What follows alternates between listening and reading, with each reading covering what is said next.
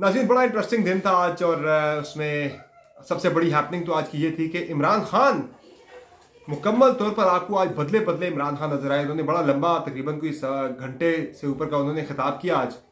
Basically ये खिताब था जेल भरो तहरीक में जिन लोगों ने हिस्सा लिया उनके लिए। आज इमरान खान ने एक रिसेप्शन रखा हुआ था। उस रिसेप्शन में उन्होंने बड़ी लंबी गुफ्तगू की। उसमें उन्होंने कोई 30-40 जगहों पे उनका ये खिताब सुना जा रहा था। पाकिस्तान तहरीक के साथ एक कारकुनान सुन रहे थे।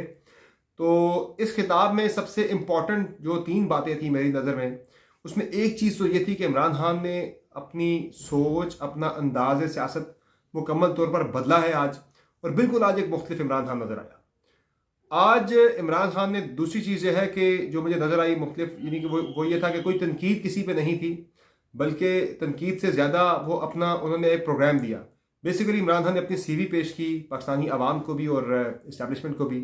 नंबर 3, उन्होंने कहा कि मैं सबको माफ़ करता हूँ। आम माफ़ी का ऐलान हो गया इमरान खान की तरफ से। उन्होंने कहा जी, जिन्होंने मेरे पे कत्लाना हमला किया, जिन जिन से मेरे जो इख्तलाफात थे, मैं सबके साथ अपने इख्तलाफात को ख़त्म करके बातचीत के लिए तैयार हूँ और समझौता करने के लिए तैयार हूँ। मैं अपने ऊपर कत्लाना हमले को भी माफ़ करने को तैयार हूँ पाकिस्तान की खातिर।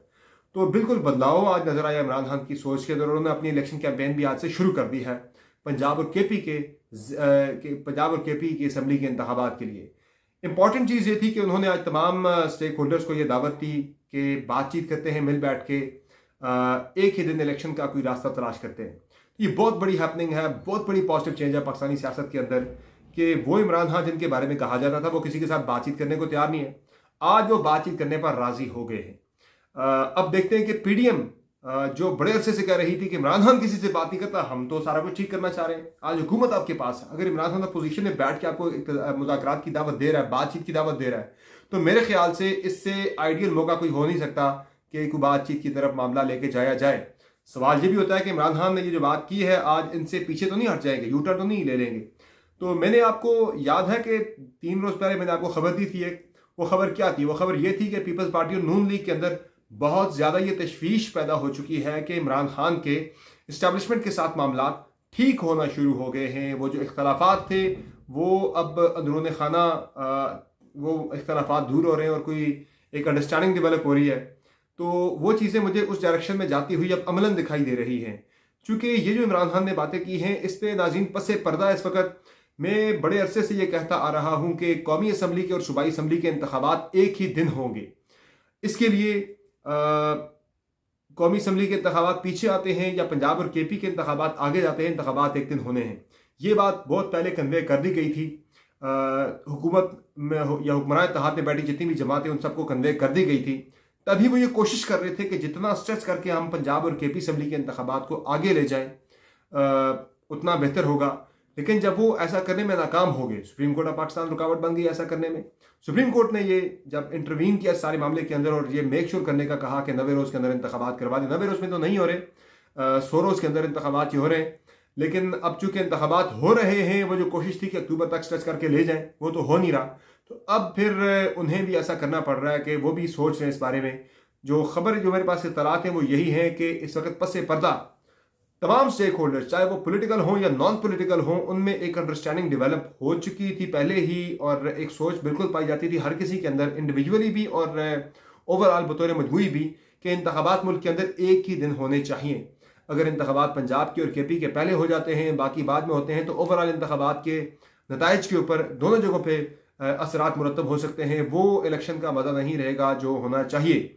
एक सरप्राइज फैक्टर होता है ना कि सेंटर में किसी गवर्नमेंट आ रही है, पंजाब में किसी गवर्नमेंट आ रही है। जब लोग पंजाब में आज हुकूमत बन जाती है किसी एक पार्टी की, तो कल सेंटर के अंदर फिर बिल्कुल उसमें सस्पेंस खत्म हो जाएगा। कौमी असम्बली के इंतखाबात के अंदर फिर सबको पता लग जाएगा कि सेंटर में गवर्नमेंट किसकी आनी है। जिसकी आज पंजाब में गवर्नमेंट आएगी उसी की सेंटर में गवर्नमेंट आ जाएगी आज से 3 महीने बाद अगर इंतखाबात होते हैं। ये बात नून लीग को भी बड़ी क्लियरली पता है। तो खबर जनाब यह है कि पर्टिकुलरली मुल्की इस्टेब्लिशमेंट और दीगर जो यानी पॉलिटिकल और नॉन पॉलिटिकल जितने भी स्टेक होल्डर्स हैं पाकिस्तान के अंदर, उन सब में ये सोच पाई जा रही थी कि इंतखाबात एक दिन होने चाहिए। तो अब पसे पर्दा कोशिशें शुरू हो चुकी हैं, बल्कि तेज़ हो चुकी हैं कि एक दिन इलेक्शन करवाने के लिए मुल्क में एक कंसेंसस पैदा किया जाए। 2 रोज़ पहले वज़ीर-ए-आज़म शहबाज शरीफ साहब से आर्मी चीफ की मुलाकात भी हुई थी, उसमें भी ये चीज़ें क्लियरली कन्वे कर दी गई थी कि मुल्क किसी किस्म की इंस्टेबिलिटी का क्योस का मुतहम्मल नहीं हो सकता। जिस तरह की हमारी मुआशी सूरत हाल है, जिस तरह के चैलेंजेस पाकिस्तान को दरपेश है सिक्योरिटी को लेकर भी, उसमें हम ऐसा हो नहीं सकता कि हम अगले 6 से 8 महीने इलेक्शन कैंपेन के मोड में ही रहे, यहाँ पॉलिटिकल टेम्परेचर ऊपर रहे और एक चार्ज पॉलिटिकल एनवायरनमेंट रहे पाकिस्तान के अंदर। इस चीज़ का पाकिस्तान मुतहम्मल नहीं हो सकता कि यहाँ गैर यकीनी की फिजा रहे। चूँकि जाहिर है अगर आज से आप पंजाब और केपी में कैंपेन शुरू कर रहे हैं तो आपकी सड़क गर्म रहेगी। ये इंतखाबात 3 महीने बाद जाके जब ये ख़त्म होते हैं, सॉरी 1.5 महीने बाद जाके 2 महीने बाद, मार्च का महीना, अप्रैल का महीना, ये 2 महीने पूरे यही कुछ चलता रहेगा। इलेक्शन कैंपेन सारा कुछ, ये माहौल गर्म रहेगा। इलेक्शन होगा, उसके बाद 30 अप्रैल को इलेक्शन होंगे तो 2 महीने बाद फिर कौमी असम्बली के इंतखाबात का प्रेशर बढ़ना शुरू हो जाएगा। फिर 3 महीने बाद उसकी कैंपेन शुरू हो जाएगी और फिर असम्बलियाँ तहलील और कौमी असम्बली तहलील सारा कुछ टेन्योर मुकम्मल होने के बाद यहाँ पे इंतखाबात को 7-8 महीने 10 महीने ऐसी कुछ में निकल जाएंगे। पाकिस्तान का बड़ा टाइम ज़ाया होगा।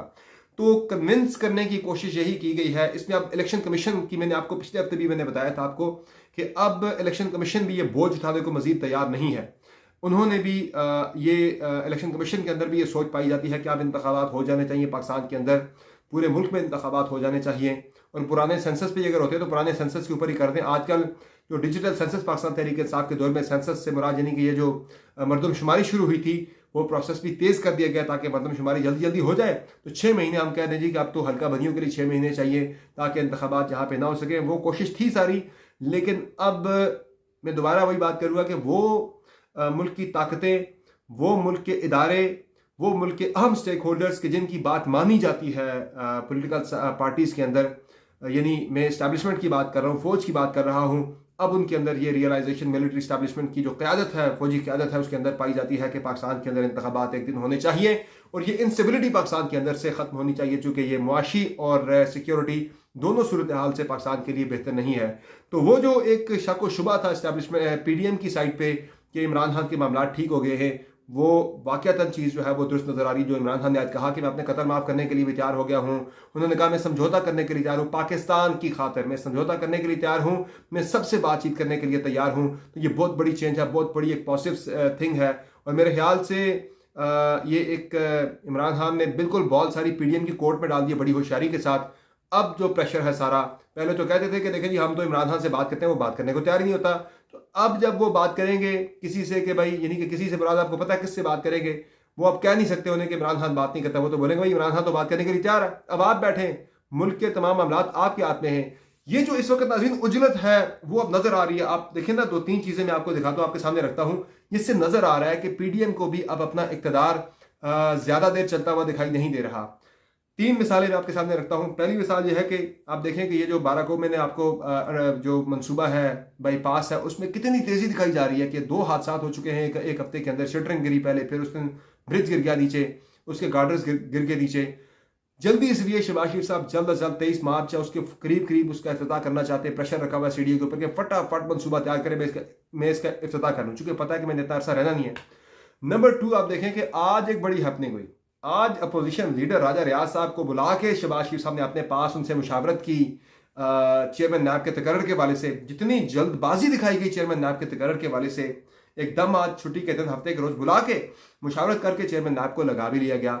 लेफ्टिनेंट जनरल नज़ीर अहमद साहब को चेयरमैन नैब लगा दिया गया।